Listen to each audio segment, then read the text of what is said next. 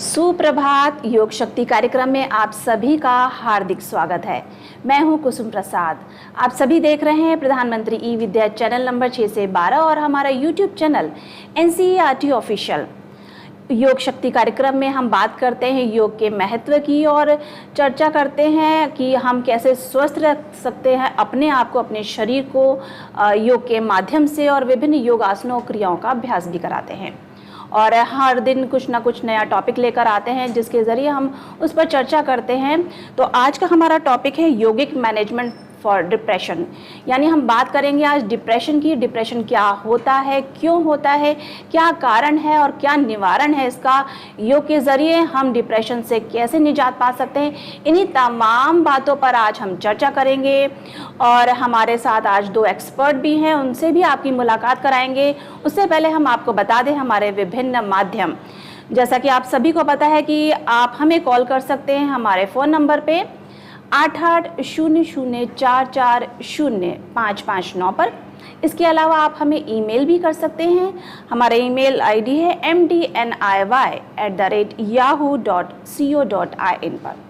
इसके अलावा आप हमें हमारे यूट्यूब चैनल यानी NCERT ऑफिशियल के लाइव चैट में जाकर वहाँ हमसे सीधे संपर्क कर सकते हैं, कोई भी प्रश्न पूछ सकते हैं आज के टॉपिक से रिलेटेड, यानी डिप्रेशन से रिलेटेड कोई भी आपका प्रश्न है, कोई सुझाव देना चाहते हैं, कोई भी क्वेरीज है, आप हमसे पूछ सकते हैं। हमारे एक्सपर्ट से इस सेशन के ज़रिए सीधे कनेक्ट कर सकते हैं और बात कर सकते हैं, चर्चा में शामिल हो सकते हैं। तो अब देर नहीं करते हैं, मिलवा देते हैं हमारे आज के एक्सपर्ट से। तो हमारी आज की एक्सपर्ट है अमृता शर्मा जी, जो कि योगा इंस्ट्रक्टर हैं MDNIY में। अमृता मैम, आपका बहुत बहुत स्वागत है। नमस्कार। नमस्कार। और इन विभिन्न आसनों और क्रियाओं को जो अमृता मैम बताएंगी उनको डेमोन्स्ट्रेट करके आप सभी के लिए हमें दिखाएंगे मुरली जी। मुरली जी भी आपका बहुत बहुत स्वागत है इस कार्यक्रम में। मुरली जी स्टूडेंट हैं MDNIY में।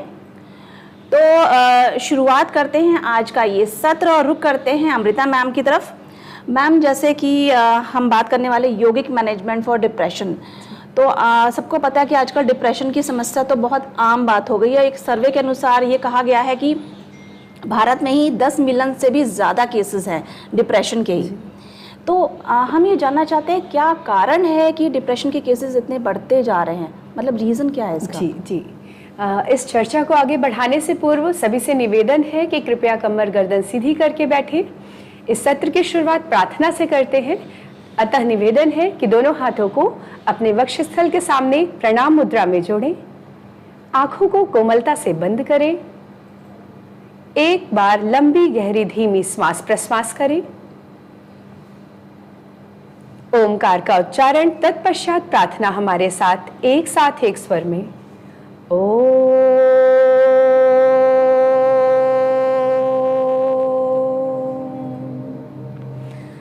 असतो मा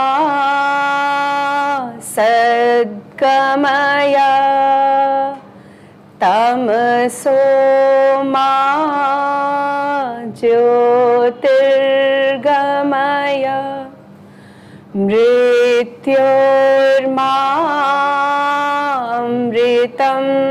गमय।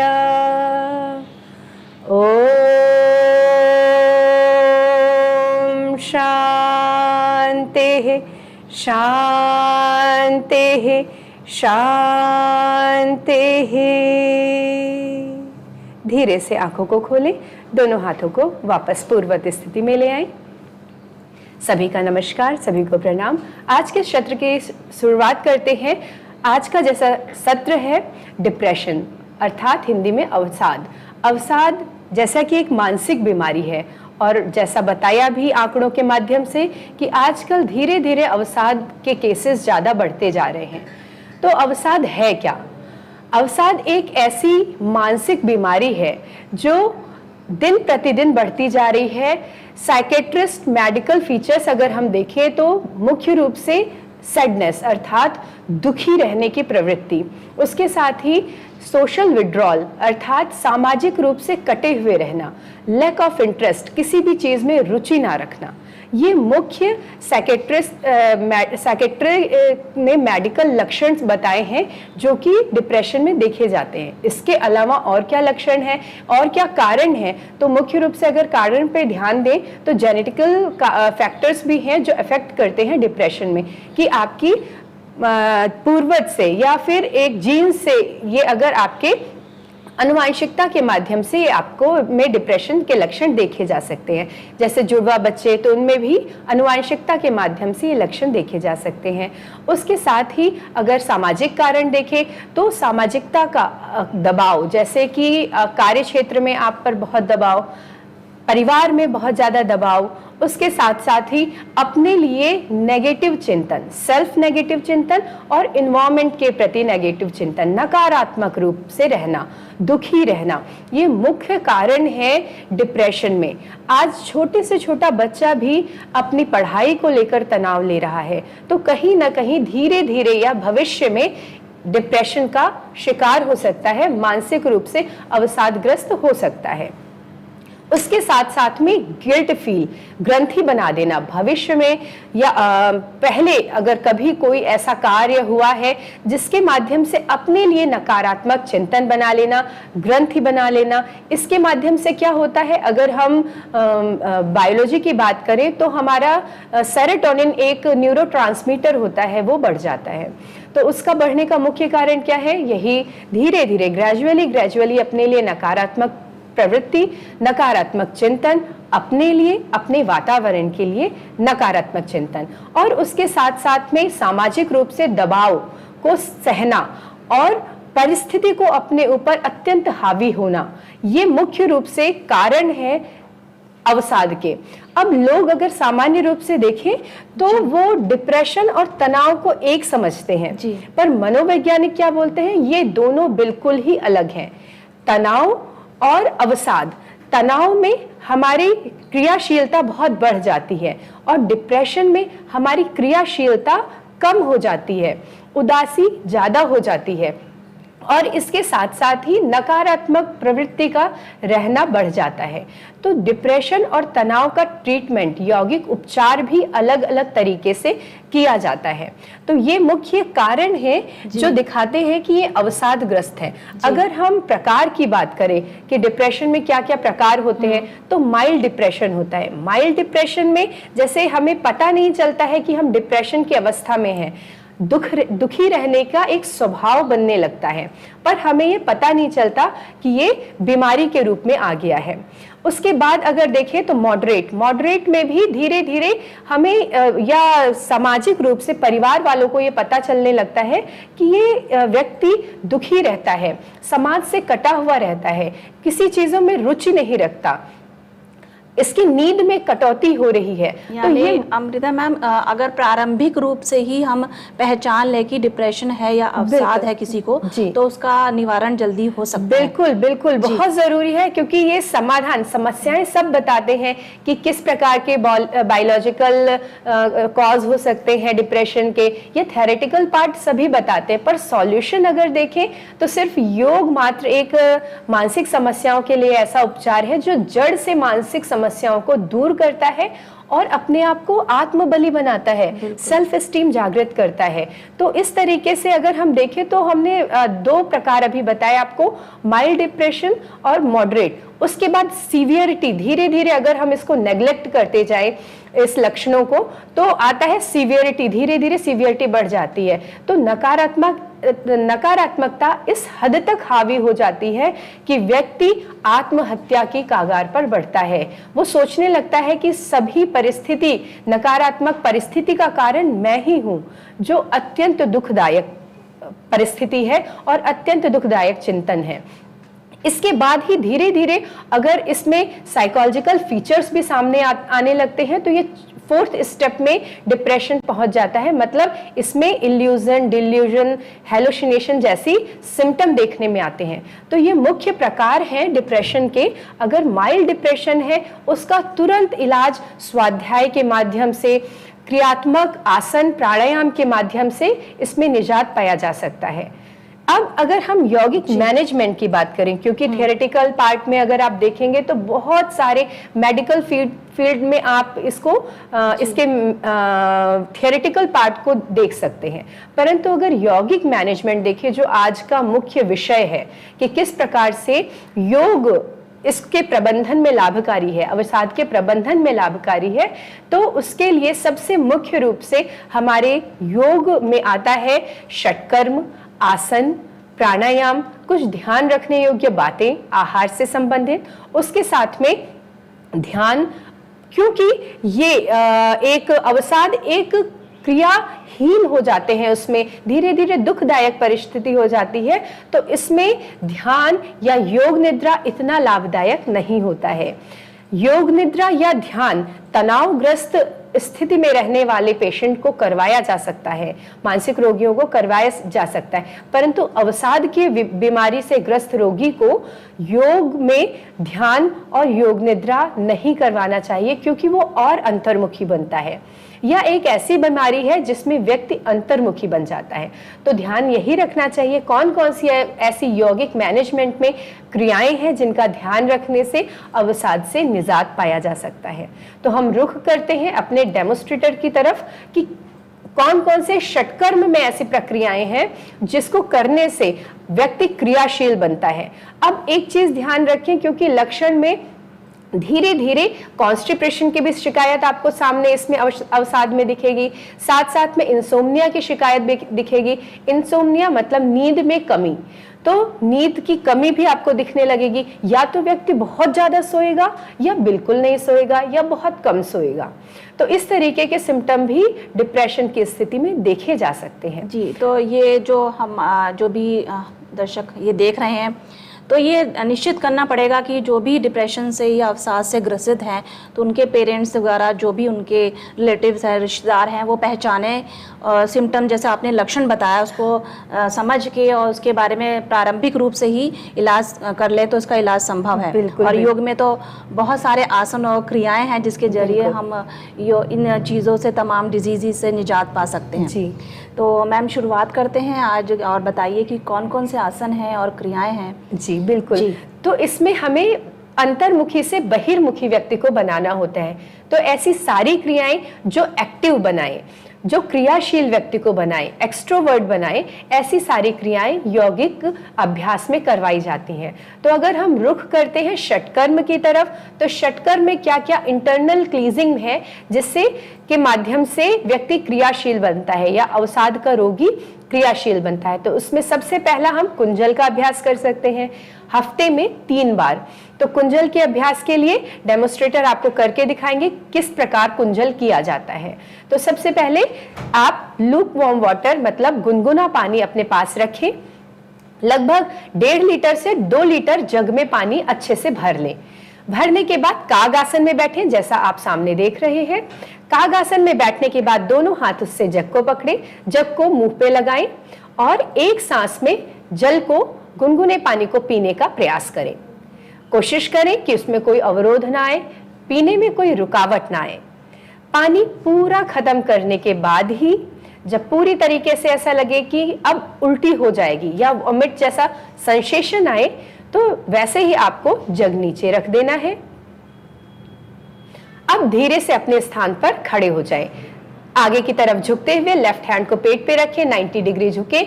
3 उंगलियों का, दाहिने हाथ की 3 उंगलियों का सहारा लेके जीभ के अंदर के पार्ट पर धीरे से दबाव दें। दबाव देते ही पूरा पानी आगे की तरफ बाहर निकलेगा। आपने अगर 1.5 से 2 लीटर पानी पिया है तो कोशिश यही करना है, प्रयास यही करना है कि पूरा पानी बाहर निकल जाए।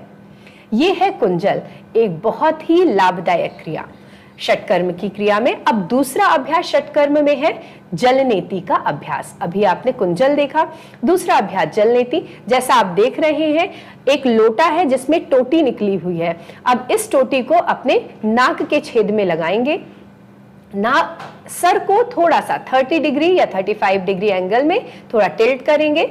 अब धीरे टिल्ट करते ही दूसरी नासिका से आपका एक धारवत पानी निकलने लगेगा।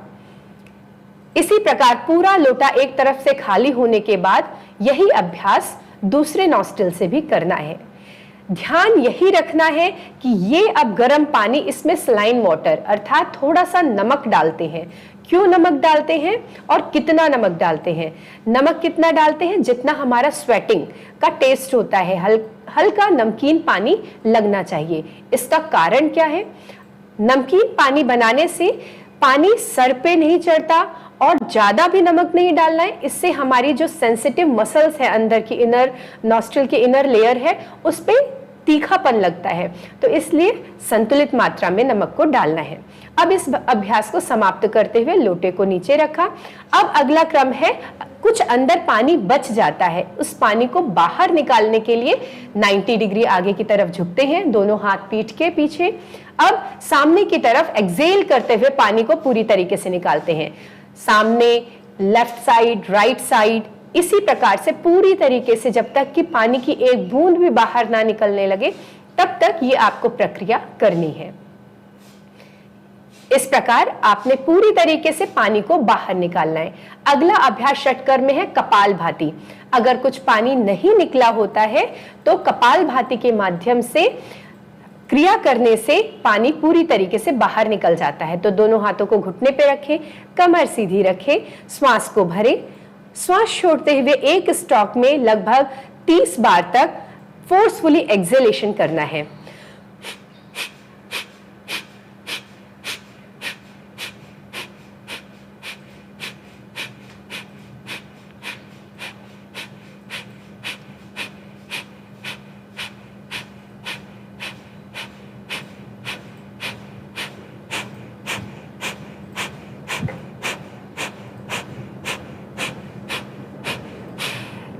पूरी तरीके से सांस को बाहर निकालते हुए इस क्रिया को, षटकर्म की क्रिया को विराम दें। इस अभ्यास को आप 30 बार से 50 बार एक स्ट्रोक में कर सकते हैं। तो ये एक ऐसा अभ्यास है, ये 3 अभ्यास आपने षटकर्म के दौरान देखे, जिसमें आपने कुंजल का अभ्यास किया, जलनेति का अभ्यास किया और कपालभाति का अभ्यास किया। ये आपकी अंदर की ग्रंथि को खोलता है और आपको बहिर्मुखी बनाता है। अंदर की क्लीजिंग होने के बाद, षटकर्म के होने के बाद हम अगले क्रम में आते हैं आसनों के क्रम में। इसके लिए सूर्य नमस्कार, क्योंकि क्रियाशीलता को बढ़ाने के लिए जितना एक्टिवनेस के आसन है वो करने से क्रियाशील व्यक्ति बनता है। तो पहला अभ्यास सूर्य नमस्कार, जैसा आप देखते हुए आ रहे हैं। प्रारंभ में एक चरण में हम एक राउंड में 24 स्टेप होते हैं, उस सूर्य नमस्कार को हम करेंगे। 6 और 6 12 स्टेप। पहली बार में, पहले स्टेप में आपका राइट लेग बैक जाएगा और दूसरे स्टेप में आपका लेफ्ट लेग बैक जाएगा। आप देखें और साथ ही साथ करें। 1 प्रणाम मुद्रा, सामान्य सांस प्रश्वास के साथ। 2 हस्तोत्थानासन, श्वास भरते हुए, गर्दन को पीछे, थोरेसिक पार्ट को पीछे। 3 श्वास छोड़ते हुए पादहस्तासन की स्थिति। 4 राइट लेग बैक, अश्व संचालन की स्थिति, दृष्टि ऊपर छत की ओर टिकाए। 5 पर्वतासन, दोनों पैर पीछे ले जाते हुए अपने पीठ पे एक अच्छा दबाव देते हुए पर्वतासन। 6 अष्टांग नमस्कार, पहले घुटने को लगाएं, छाती को लगाएं और ठोडी को लगाएं। 7 भुजंगासन का अभ्यास, अपने दोनों कोहनी को कमर से लगाते हुए धड़ के भाग को ऊपर की तरफ उठाएं। 8 पर्वतासन, पुनः पर्वतासन में आए। 9 अश्व संचालन, right leg back, left leg front में लेकर आए, ध्यान दृष्टि छत की ओर टिकाएं। 10 दोनों पैर दोनों हाथ के बीच में लाते हुए पादहस्तासन की स्थिति। 11 दोनों हाथों को श्वास भरते हुए ऊपर की ओर उठाएं, पुनः दोहराएं। 3 श्वास छोड़ते हुए नीचे की ओर आए पादहस्तासन की स्थिति में। अब बायां पैर, लेफ्ट लेग पीछे ले जाएंगे। 4 पीछे की तरफ लेफ्ट लेग ले जाएं, अश्व संचालन की स्थिति, दृष्टि ऊपर की तरफ। 5 अश्व संचालन के पश्चात पर्वतासन की स्थिति। 6 घुटने को लगाएं, छाती को लगाएं, ठोडी को लगाएं। 7 भुजंग आसन, दोनों कोहनियों को कमर से लगाते हुए धड़ के भाग को ऊपर की तरफ ले जाएं। 8 पर्वत आसन। 9 श्वास भरते हुए अश्व संचालन, बायां पैर पीछे। 10 पादहस्तासन, दोनों पैरों को दोनों हाथों के बीच में लाएं। 11 श्वास भरते हुए दोनों हाथों को हस्तोत्थानासन की स्थिति में पीछे की तरफ ले जाएं। 12 दोनों हाथों को जोड़ते हुए नमस्कार मुद्रा में वापस आ जाएं। दोनों पैरों में दूरी बनाएं, दोनों हाथों को ढीला छोड़ दें, नीचे की तरफ आंखें बंद करके कुछ क्षण के लिए विश्राम करें। यह एक ऐसा अभ्यास है सूर्य नमस्कार का जिससे होल बॉडी मूवमेंट, बहुत सारे आसनों का पैकेज है जिसमें 7 आसन किए जाते हैं और उसके बाद आसन दोहराए जाते हैं। 5 आसन इसके बाद रिपीट किए जाते हैं। तो इस प्रकार आपने सूर्य नमस्कार का अभ्यास देखा। ये बिहार स्कूल्स ऑफ योग के अकॉर्डिंग आपको 24 चरण में करवाया गया। अब अवसाद के रोगियों के लिए अगला अभ्यास क्या किया जा सकता है, तो आज एक नए आसनों के पैकेज से आपको इंट्रोड्यूस करने जा रहे हैं जिसका नाम है प्रज्ञा योग व्यायाम, जिसमें कुछ आसनों का पैकेज है। जैसे आपने सूर्य नमस्कार में आसन देखे, वैसे ही प्रज्ञा योग आसन में भी बहुत सारे आसन इंक्लूड होते हैं। इसको गायत्री मंत्र के साथ किया जाता है, इसीलिए हार्मोन्स का भी गायत्री मंत्र थेरेपी है, मंत्र विज्ञान है जिसका प्रभाव आपके ऊपर पड़ता है। तो इस अभ्यास को भी देखते हैं हम। अपने मैट पर पीछे की तरफ आ जाइए। प्रज्ञा योग आसनों के लिए अपने आप को तैयार कीजिए। दोनों पैरों को मिलाकर समस्थिति। इसमें 16 चरण होते हैं। जैसे आपने सूर्य नमस्कार में 12 चरण देखे, वैसे इसमें 16 चरण होते हैं। पहले चरण में श्वास भरते हुए दोनों हाथों को ऊपर उठाते हुए ताड़ आसन, श्वास भरते हुए 1, अपने पैर के पंजों पे श्वास भरते हुए खड़े हो जाइए। 2, श्वास छोड़ते हुए पादहस्तासन।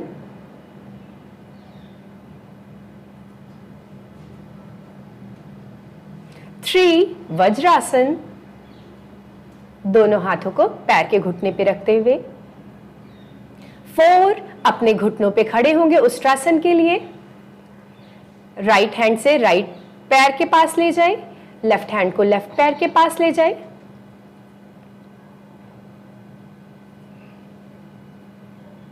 बहुत सुंदर अभ्यास उष्ट्रासन का।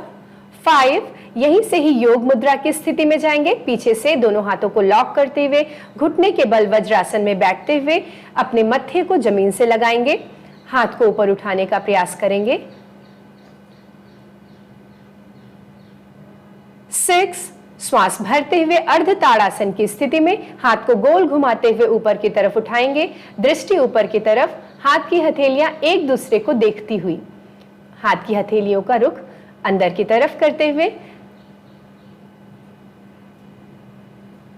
7, श्वास छोड़ते हुए दोनों हाथों को आगे की तरफ ले जाइए शशक आसन की स्थिति में।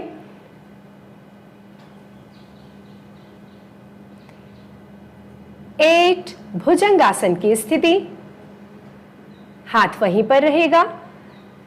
पैरेलल जाते हुए बिल्कुल कोहनी को कोशिश करिए सीधा करने का और पीछे की तरफ मुड़ जाइए। इससे क्या है, शशांक भुजंग आसन से स्पाइनल कॉर्ड की जो स्टिफनेस है वो दूर होती है। 9, बाईं तरफ देखें, दाहिनी एड़ी को देखने का प्रयास करें। 10, दाहिनी तरफ देखें, बाईं एड़ी को देखने का प्रयास करें। 11, वापस आ जाए शशकासन में श्वास छोड़ते हुए। 12, दोनों हाथों को अर्ध ताड़ासन की स्थिति में ले जाएं, हाथ की हथेलियों का रुख एक दूसरे को देखता हुआ। 13, उत्कट आसन अर्थात एक बैलेंसिंग पोस्चर है, दोनों हाथों को जोड़ते हुए अपने पैर के पंजों पे बैठने का प्रयास करें। 14, पादहस्तासन, दोनों हाथों को पैर के पास ले जाते हुए पादहस्तासन की स्थिति, एड़ी को जमीन से लगाएं, श्वास को छोड़ते हुए पादहस्तासन। 15, श्वास भरते हुए दोनों हाथों को ऊपर की तरफ ले जाएं, पैर के पंजों पे खड़े हो जाएं, ऊपर बल की भावना के साथ एनर्जी को अंदर लेते हुए बल के साथ ओम के उच्चारण के साथ अंदर लेंगे 16। ओम।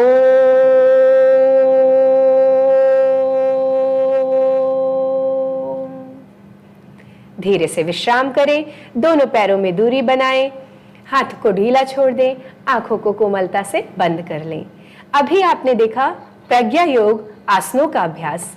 सूर्य नमस्कार और प्रज्ञा योग आसन ऐसे अभ्यास हैं, अवसाद रोगी अगर इसका नियमित रूप से अभ्यास करे तो जो सेरोटोनिन है उसको बैलेंस करता है, जो न्यूरो मस्कुलर जो एक्टिविटी है उनको बैलेंस करता है, साथ ही साथ जो हैप्पी हार्मोन्स हैं उनका सिक्रेशन होता है, उसके साथ ही हमारी नाड़ियों का शोधन होता है। यही अभ्यास गायत्री मंत्र के साथ भी किया जाता है। तो अगर इसमें किसी भी तरीके की कोई समस्या है, इस चैनल को आप फिर से बार बार देख सकते हैं या प्रज्ञा योग आसनों को भी YouTube पे सर्च करके भी इसका अभ्यास कर सकते हैं। इसके साथ साथ में ही आसन है जिसका अभ्यास करने से कौन कौन से ऐसे आसन किए जाएं जिनका अभ्यास करने से अवसाद की समस्या का निजात पाया जा सकता है। तो उसमें पहला अभ्यास है मार्जारी आसन। मार्जारी आसन के लिए अपने स्थान पे वज्रासन की अवस्था में बैठे।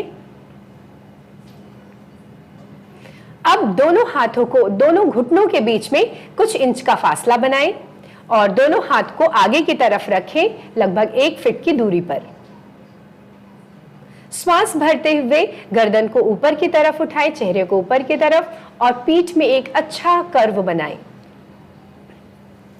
श्वास छोड़ते हुए एक अच्छी सी कुबड़ हम अपनी पीठ पर बनाएं। इसका अभ्यास भी 5 से 7 बार किया जा सकता है। यह एक ऐसा अभ्यास है मार्जारी आसन का जिसके माध्यम से रीढ़ की हड्डी की स्टिफनेस दूर होती है। रीढ़ की हड्डी और मांसपेशियां, क्योंकि इसमें जकड़न आ जाती है, तो ऐसे सभी अभ्यास जो जकड़न को दूर करें अवसाद के रोगियों के लिए लाभकारी है। अब अगला अभ्यास, वापस आते हुए वज्रासन की ही स्थिति में बैठे। अगला अभ्यास यहीं से हम डायनेमिक करेंगे शशांक और भुजंग आसन का। शशक और भुजंग आसन के माध्यम से भी ये शरीर में क्रियाशीलता बढ़ती है। तो शशक आसन के लिए दोनों हाथों को श्वास भरते हुए ऊपर की तरफ उठाएं, श्वास छोड़ते हुए आगे की तरफ दोनों हाथों को ले जाएं।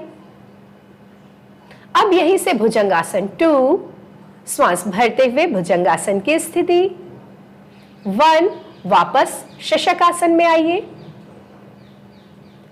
2, भुजंगासन, श्वास भरते हुए। जैसा आप देख रहे हैं वैसा करते भी जाइए, बहुत ही लाभकारी ये अभ्यास है। 1, शशकासन, 2, भुजंगासन। इस प्रकार आप 3 से 5 बार इस अभ्यास को भी कर सकते हैं। इस अभ्यास को 3 से 5 बार करने से रीढ़ की हड्डी फ्लेक्सिबल बनती है। धीरे से वापस आ जाएं। अभी आपने इतने सारे आसनों का समूह देखा, सूर्य नमस्कार के माध्यम से, आसनों के माध्यम से। तो अब अगला अभ्यास हम करने जा रहे हैं आसनों की ही सीरीज में, एक शक्ति संवर्धनात्मक आसन है। पहले के जमाने में कहाँ अवसाद जैसे शिकायतें देखी जाती थी? क्यों नहीं देखी जाती थी? क्योंकि पहले आटा अर्थात गेहूं पीसना, ऐसे ऐसे आसन पहले ही हमारे घरेलू काम में होते थे। जी मैम, उसके साथ में जो घरेलू जो हाउस होल्ड चीजें होती थी वो खुद ही एक आसन के बराबर होते थे। मतलब बिल्कुल एक्टिविटीज इतनी ज्यादा होती थी कि उनको आसन करने की जरूरत नहीं पड़ती थी। और हालांकि वो करते भी थे थोड़ा बहुत अपने आप को फिट रखने के लिए। बिल्कुल। और जैसा कि आपने अभी बताया प्रज्ञा आसन और सूर्य नमस्कार का जो स्टेप्स बताए, 12 स्टेप्स वाले और 24 स्टेप्स वाले, और आपने ये भी कहा कि उसके साथ अगर म्यूजिक मंत्रों का उच्चारण अगर मध्यम गति से लगा दे तो उसका तो लाभ और बढ़ जाएगा निश्चित रूप से।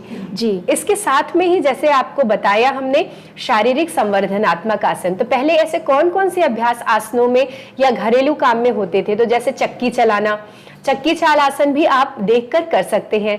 उसके साथ में और कौन से आसन होते थे? नौका चाल, नौका चलाने से भी आपके शोल्डर मसल्स फ्लेक्सिबल बनती हैं। उसके साथ में कुएं से पानी निकालना, उसको हम कहते हैं रज्जुकर्षण, रस्सी को खींचना, ये एक ऐसा अभ्यास था। उसके साथ में ही एक अभ्यास और है कास्तक्षण। तो इसका अभ्यास डिप्रेशन के पेशेंट के लिए बहुत लाभकारी है, जिसको हम आपको दिखाएंगे। अब कास्तक्षण के लिए उकड़ू बैठ जाए अपने स्थान पर, जिस प्रकार बैठते हैं दोनों पंजों पे। कास्तक्षण के लिए दोनों पैर के पंजों पे बैठ जाए और जैसे कुल्हाड़ी पकड़ते हैं, इसी स्थिति में दोनों हाथों को ऊपर की तरफ उठाएं, श्वास भरते हुए, और हा के साथ श्वास को छोड़ना है। दोनों हाथ को बांध लीजिए ऊपर मुट्ठी की तरह। हाँ, अब हा करते हुए श्वास को छोड़ना है। 1 2 3 हा करते हुए मारिए, जैसे लकड़ी को मारते हैं। ये वेरी गुड। सांस भरते हुए ऊपर हाथ फिर ले जाइए, श्वास छोड़ते हुए हा। 1 2 3 हा। वापस आ जाइए। इस अभ्यास को लगभग 3 से 5 बार करने से आपके शरीर में स्फूर्ति आती है, क्रियाशीलता बढ़ती है। तो ये एक ऐसा घरेलू अभ्यास है जिसे आसन का तो नाम नहीं दे सकते, पर ये योग अभ्यास में किया जा सकता है। अगला अभ्यास है सिंह गर्जना। हमारी नाड़ियों को झंकृत करने वाला सिंह गर्जना का भी एक अभ्यास बहुत ही लाभदायक है, जिसे आप देखेंगे। ऐसे ही पहले वज्रासन में बैठ जाइए अपने स्थान पर, दोनों घुटनों में सेपरेशन करिए, जितना आप सेपरेट कर सकते हैं दूरी बनाइए।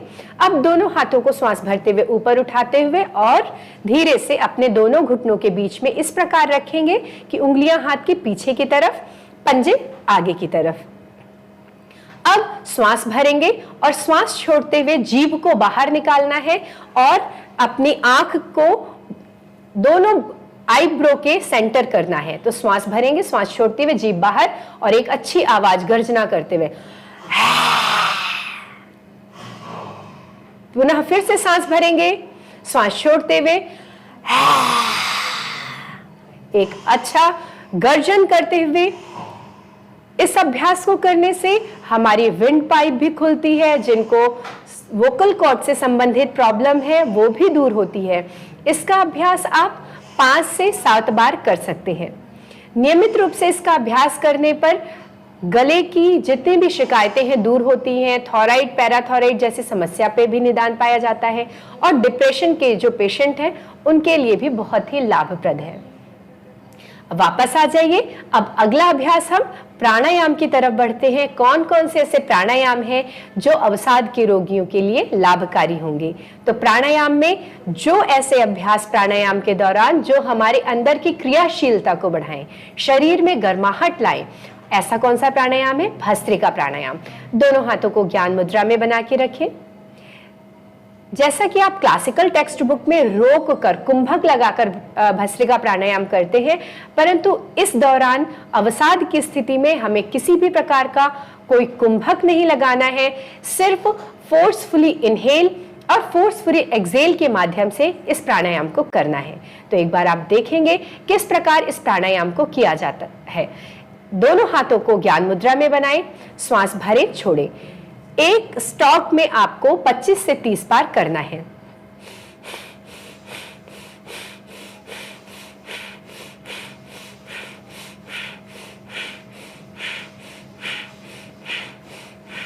इस प्रकार आप 25 से 30 बार इस अभ्यास को कर सकते हैं। इस अभ्यास को 25 से 30 बार से लेकर 100 बार तक भी अपनी यथाशक्ति, अपने शरीर की सामर्थ्य को देखते हुए अभ्यास किया जा सकता है। ये अभ्यास भस्त्रिका प्राणायाम के करने से आपके अंदर की क्रियाशीलता बढ़ती है। इसके बाद दूसरा प्राणायाम होता है अनुलोम विलोम प्राणायाम। बिना किसी कुंभक के, बिना किसी अवरोध के आपका बायां हाथ ज्ञान मुद्रा में तथा दाहिने हाथ की नासाग्र मुद्रा बनाएं। अब नाक को पकड़े, दाहिने हाथ से अंगूठे को बंद करें, बाई नासिका से श्वास को भरें। धीरे धीरे इस प्रकार श्वास को भरें कि पेट बाहर की तरफ आए। अब दाहिनी नासिका को से सांस को बाहर निकाल दें। बाई नासिका को बंद करते हुए दाहिनी नासिका से धीरे धीरे श्वास को बाहर निकालें। पुनः दाहिनी नासिका से श्वास को भरें और बाई नासिका से श्वास को बाहर निकालें। इसका अभ्यास आप महामृत्युंजय के साथ या गायत्री मंत्र के साथ कर सकते हैं। किस प्रकार करेंगे? बाई नासिका से श्वास को भरें, ओम भूर्भुवः स्वः। दाहिनी नासिका से सांस को छोड़ें, तत्सवितुर्वरेण्यम। पुनः दाहिनी नासिका से श्वास को भरें, भर्गो देवस्य धीमहि। पुनः बाई नासिका से श्वास को छोड़ें, धियो यो नः प्रचोदयात्। एक बार पुनः इसका अभ्यास करें, श्वास भरें, ओम भूर्भुवः स्वः। दाहिनी नासिका से श्वास को छोड़ें, तत्सवितुर्वरेण्यम। पुनः दाहिनी नासिका से श्वास को भरें, भर्गो देवस्य धीमहि।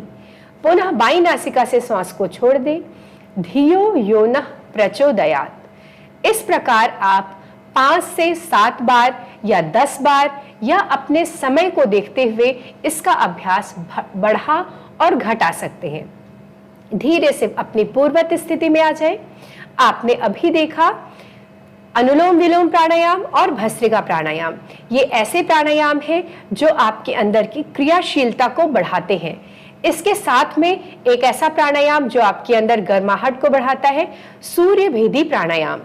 सूर्य भेदी प्राणायाम जैसा नाम से ही स्पष्ट है, शरीर के अंदर गर्मी को उत्पन्न करता है। तो पुनः बाएं हाथ की ज्ञान मुद्रा बनाएं, दाहिने हाथ से नासाग्र मुद्रा बनाते हुए अपने नाक को पकड़े, बाई नासिका को बंद करते हुए दाहिनी नासिका से धीरे धीरे श्वास भरें, ओम भूर्भुवः स्वः तत्सवितुर्वरेण्यम। बाई नासिका से लेफ्ट नॉस्ट्रिल से श्वास को छोड़ दें, भर्गो देवस्य धीमहि धियो यो नः प्रचोदयात्। एक बार पुनः बाई नासिका को बंद करें, दाहिनी नासिका से श्वास को भरें, ओम भूर्भुवः स्वः तत्सवितुर्वरेण्यम। दाहिनी नासिका को बंद करें, बाई नासिका से सांस को छोड़ें, भर्गो देवस्य धीमहि धियो यो नः प्रचोदयात्। पुनः दाहिनी नासिका से श्वास को भरें, ओम भूर्भुवः स्वः तत्सवितुर्वरेण्यम, भर्गो देवस्य धीमहि धियो यो नः प्रचोदयात्। इस प्रकार आप 5 बार से लेकर अपनी अपनी यथाशक्ति इस अभ्यास को कर सकते हैं। यह अभ्यास भी आपके अंदर की नकारात्मकता को दूर करेगा और अगर सभी प्राणायाम के साथ उगते हुए सूर्य का ध्यान करें तो बहुत ही लाभकारी होगा अवसाद के रोगियों के लिए। पुनः पूर्वत स्थिति में दोनों हाथों की ज्ञान मुद्रा बनाते हुए आ जाएं, धीरे से आंखों को खोल लें। हर अभ्यास के बाद आंखों को जरूर खुलाएं, क्योंकि वो बंद आंखें जो कि हमें अंतर्मुखी बनाती हैं वो नुकसानदायक है। जो भी अवसाद ग्रसित रोगी है, मानसिक रोग से पीड़ित है, उसको ध्यान और योग निद्रा जैसा आपको पहले भी मैंने बताया, यौगिक प्रक्रियाएं या यौगिक अभ्यास अच्छे लगते हैं। जैसे ध्यान करना, वो आपको बताएगा कि मुझे बहुत अच्छा लगा, पर वो और ज्यादा अंतर्मुखी बनाता जाएगा। तो आवश्यकता है अवसाद के रोगियों को प्राणायाम करवाइए, सुबह प्रातः भ्रमण करवाइए, दौड़ लगवाइए, जिससे कि ऑक्सीजन की ज्यादा से ज्यादा अंदर की तरफ मात्रा बढ़ेगी। जीवनी शक्ति अंदर जितनी ज्यादा बढ़ेगी उतनी ज्यादा वो अच्छा फील करेगा, उतनी ज्यादा नकारात्मक रूप से बाहर नकारात्मकताओं को निकाल पाएगा। अब इसके साथ और कौन से पक्ष हैं जो योग में बताए गए हैं? तो स्वाध्याय और सत्संग किसी भी मानसिक बीमारी में लाभकर है। अब स्वाध्याय क्या चीज है? नाम से स्पष्ट है, स्व का अध्ययन। स्व का अध्ययन क्या हुआ? हम तो नकारात्मक है और नकारात्मक होते जाएंगे। तो स्वाध्याय मतलब अच्छी किताबों का पढ़ना, क्योंकि हम नकारात्मक विचारों के अभाव के कारण नकारात्मक विचार हम अंदर कल्टीवेट करते जा रहे हैं, रोपित करते जा रहे हैं। तो उन नकारात्मक विचारों को दूर करने के लिए सकारात्मक विचारों को लाना पड़ेगा। अब अगर असुर ज्यादा मात्रा में सेना में है तो हमें देवताओं की सेना भी बढ़ानी पड़ेगी। अगर एक प्रैक्टिकल वे में आप समझें तो असुर कौन है? हमारे अंदर ही असुर और देवता है। तो स्वाध्याय के माध्यम से जो नकारात्मक विचार हमने अपने अंदर अपने लिए बना लिए हैं, ग्रंथि बना ली है, या फिर नकारात्मक अपने को ही सारी परिस्थिति का जिम्मेदार मान लिया है, तो स्वाध्याय करें।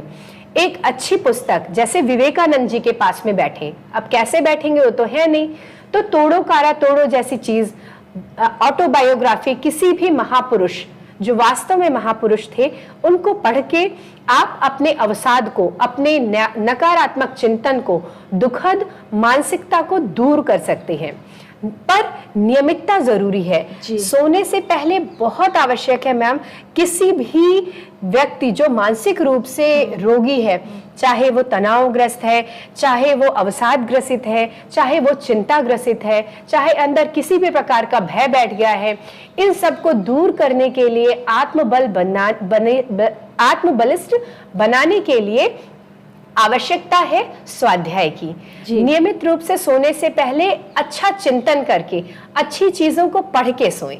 ये एक योग का ही उपचार है। और सत्संग किसका करें, संग किसका करें, फ्रेंड्स किसको बनाए, जो खुशनुमा है, अच्छे लोगों का संग करें। और जैसा कि आपने बताया कि अच्छी किताबें पढ़ें, और आजकल तो अच्छी किताबें वैसे भी लाइब्रेरी में भी मिल जाती हैं, और ऑडियो और यूट्यूब पे बहुत सारी वीडियोस इतनी सारी वीडियोस हैं, और हम उसको पढ़ भी सकते हैं उसमें, बिल्कुल, और लाभ भी ले सकते हैं। और अच्छे लोगों की संगति करें, और हमारा ये प्रोग्राम नियमित देखें जिसमें हम कितनी अच्छी अच्छी चर्चा करते हैं। बिल्कुल। और जिस तरह से आपने बताया, और एक और है हास्य थेरेपी, लाफ्टर थेरेपी है, बिल्कुल, वो भी आप में लोग कराते संगीत हैं। जी, संगीत, क्योंकि ये योग का ही एक पक्ष है। आप अगर देखिए, मनोविज्ञान, संगीत, दर्शन, ये एक सबके ही एक दूसरे के पहलू हैं जो एक दूसरे के किसी भी थेरेपी में हेल्प करते हैं। अब अवसाद ग्रसित जो व्यक्ति है, वो जितना ज्यादा पूरे दिन भर में 4 घंटे उसको अच्छे संगीत जो आपको मोटिवेट करें, जो आपको पॉजिटिव डायरेक्शन दे, ऐसे संगीत सुनने चाहिए जो मानवता से संबंधित हो, नकारात्मकता को दूर करे। तो ऐसे तेज, और उसके साथ अगर हम डाइट की बात करें मैम, तो डाइट में मुख्य रूप से क्या हमें अपने भोजन में रखना चाहिए, मसाले युक्त राजसिक भोजन। क्यों? क्योंकि हम जितना ज्यादा राजसिक, क्योंकि अन्न से मन बनता है, यहाँ पे तो मन अपने आप में ही अवसाद ग्रसित है, खाएंगे अन्न वैसा होगा मन। हाँ, तो इसके लिए योग में बताया गया है कि मसालों का सेवन करें। मसाले हमारे अंदर की जो हार्मोन्स होते हैं उनको भी सिक्रीट करने में, हैप्पी हार्मोन्स को सिक्रीट करने में, हमको क्रियाशील बनाने में हेल्प करते हैं, मदद करते हैं। इसलिए जो अवसाद के रोगी हैं उनको राजसिक भोजन कहा गया है खाने के लिए, जो कि हमें क्रियाशील बनाएगा। उसके साथ साथ ही जैसे आपको अंकुरित अन्न, जो आपको सात्विक अन्न बताए गए हैं, जिसमें सभी तरीके के मिनरल मिले, कैल्शियम मिले, इन सब का सेवन तो करें ही, साथ ही साथ इन सब के सेवन के साथ मसालों का भी अच्छा सा अपने भोजन में इंटेक रखें, जिससे कि क्रियाशीलता अवसाद के रोगियों में बढ़े। जी अमृता मैम, आपने बताया डाइट किस तरह की होनी चाहिए, और अंकुरित अन्न लेना चाहिए, जिससे पेट भी साफ होगा, और जब पेट साफ होगा तो अंदर से फ्रेश लगेंगे ही। हाँ, आपने बहुत ही अच्छा, क्योंकि कॉन्स्टिपेशन का भी आपने जोड़ा, तो वाकई जो अवसाद ग्रसित व्यक्ति होता है उसमें कॉन्स्टिपेशन और इंसोम्निया की भी शिकायत हो जाती है। तो इनको भी दूर करने के लिए जो यौगिक अभ्यास आपने इससे पूर्व के हमारे विद्या चैनल में देखे हैं, उनका भी अभ्यास करने से आप अपने कॉन्स्टिपेशन के साथ साथ ही अवसाद को भी दूर करेंगे। तो इंसोम्निया के लिए जो आपने यौगिक अभ्यास देखे अभी विद्या चैनल में, जो कॉन्स्टिपेशन के लिए यौगिक अभ्यास आपने देखे, और वो सभी मदद करते हैं अवसाद के रोगियों और के लिए। आपने शुरुआत में जो वो जल नीति वाला कराया था, शुद्ध करने का, और वो पानी, गर्म पानी पीना, उससे भी बिल्कुल पेट साफ होता है और रिफ्रेश होता है इंसान। हाँ, आयुर्वेद में बताया भी गया है कि खाली पेट सुबह बासी मुंह, इसके लिए रात में ब्रश करके सोए, और सुबह बासी मुंह बिना कुल्ला किए हुए जो मुंह में लार बनती है उसी के साथ ही पानी को पीना। और पानी को पीने के बाद, जैसा प्रारंभ में भी करवाया है, ताड़ासन, तिर्यक ताड़ासन और कटी चक्रासन का अभ्यास करना, जिससे कॉन्स्टिपेशन की 90% बीमारी अपने आप दूर हो जाती है। और उसके साथ ही लघु शंख प्रक्षालन किसी भी व्यक्ति, किसी भी योगाचार्य के निर्देशन में करने से व्यक्ति को बहुत हद तक अवसाद में दूर कर सकते हैं, अवसाद का प्रबंधन कर सकते हैं। और उसके साथ ही अगर आप मेडिसिन कोई ले रहे हैं, आप साइकियाट्रिस्ट से कंसल्ट करके कोई भी आपकी मेडिसिन ले रहे हैं, उसके साथ साथ योगाभ्यास करें। उसके साथ साथ आयुर्वेद में बताए गए आहार विहार के नियमों का पालन करें, तो आप देखेंगे धीरे धीरे मेडिकेशन जो आप दवाइयां ले रहे हैं उसको छोड़कर आप धीरे धीरे अपने आप स्वस्थ होते जा रहे हैं। तो ये एक प्रकार का मानसिक विकार है जो हमने एक्वायर्ड कर लिया है अवसाद के रूप में। तो जैसा वेदांत का वाक्य है, सो हम क्यों अपने आप को छोटा, हीन, दीनहीन, असहाय महसूस करते हैं? जब हम अपने आप को सेल्फ स्टीम गंवा देते हैं, आत्मविश्वास गंवा देते हैं, अपने आप को कमजोर महसूस करते हैं, तभी अवसाद की पहली चरण शुरू हो जाता है। इसको दूर करने के लिए हम अपने आप को देवता माने और सोचे कि परमात्मा के सभी गुण तो हम में विद्यमान है, तो हमने क्यों अपने आप को नकारात्मक कर लिया है? तो उसके लिए वेदांत के वाक्य को याद करें, सोहम, मैं परमात्मा हूं, शिवोहम, मैं परमात्म स्वरूप हूं, मैं अपने आप को क्यों नकारात्मक, सच्चिदानंदोहम। तो इस तरीके के वेदांत के वाक्य अपने ऊपर अप्लाई करने से, सोचने से, चिंतन मनन करने से अवसाद की समस्याओं में निजात पाया जा सकता है। जी मैम, बहुत अच्छी चर्चा करी हमने, आपने बहुत अच्छी अच्छी बातें बताई और तमाम तरह की बातें बताई, और प्रकृति भी एक ज़रिया है जिसके ज़रिए हम जुड़ के हम प्रकृति को मतलब सुबह के टाइम पे जाके और आसन कर सकते तो और ज़्यादा लाभ हो सकता है। बिल्कुल जी, बिल्कुल, रात में समय पे सोना, सुबह समय पे जी। तो आपने तमाम चर्चाएं करी हमने और आपने आसन वगैरह बताए, तो हम अब इस सेशन को समाप्त करने की कगार पे हैं, तो आप प्रार्थना से हम समापन करेंगे, तो प्रार्थना कर लेते हैं। तो अभी आपने जितनी भी चीजें देखी, आशा है कि इसका आप अभ्यास करेंगे नियमित रूप से। अब शांति पाठ के लिए, सत्र के समापन के लिए कृपया कोमलता से आंखों को बंद करें, दोनों हाथ को प्रार्थना मुद्रा में जोड़ें, एक बार लंबी गहरी सांस प्रश्वास, शांति पाठ एक साथ एक स्वर में। ओम सर्वे भवन्तु सुखिनः, सर्वे सन्तु निरामया, सर्वे भद्राणि पश्यन्तु, मा कश्चित् दुःखभाग् भवेत्, मा कश्चित् दुःखभाग् भवेत्। ओम शांतिः शांतिः शांतिः। धीरे से आंखों को खोलें, हाथों को सामान्य सहज स्थिति में लेकर आए। आप सभी का बहुत बहुत धन्यवाद। धन्यवाद अमृता मैम, आपने बहुत अच्छे से आज डिप्रेशन के बारे में बताया, और जिस तरह से मंत्रों के ज़रिए भी आपने बताया, मंत्रों का उच्चारण करके और आसन करके हम लाभ ले सकते हैं ज़्यादा से ज़्यादा, और बहुत अच्छी बातें बताई और स्टेप वाइज बताया, 12 आसनों का और 24 आसनों का भी बहुत सारे पैकेजेस बताए आपने हमारे तमाम दर्शकों को, और हम आशा करते हैं कि हमारे जो दर्शक देख रहे हैं अवश्य लाभ लेंगे, और जो हमारे प्रोग्राम में बताए गए नियम हैं उनका भी ज़रूर पालन करेंगे। तो अमृता जी, आप यहाँ आए, आपने कीमती समय दिया हमारे दर्शकों को और हमें, इसके लिए आपका बहुत बहुत धन्यवाद। और मुरली जी, आपका भी बहुत बहुत धन्यवाद। आपने बहुत ही खूबसूरती से इन तमाम आसनों क्रियाओं को करके दिखाया। तो सभी जो दर्शक हमें देख रहे हैं, हम आपको बता दें कि किसी कारणवश यदि आप हमारा प्रोग्राम नहीं देख पाए तो कोई बात नहीं, आप दोबारा से शाम 8 बजे प्रधानमंत्री विद्या चैनल नंबर 6 से 12 पर जुड़ सकते हैं और हमारे इस कार्यक्रम को पूरा देख सकते हैं, और यूट्यूब चैनल NCERT पर ये हमेशा उपलब्ध है। तो स्वस्थ रहिए, मुस्कुराते रहिए। इसी के साथ हम आज का ये कार्यक्रम यही संपन्न करते हैं। नमस्कार।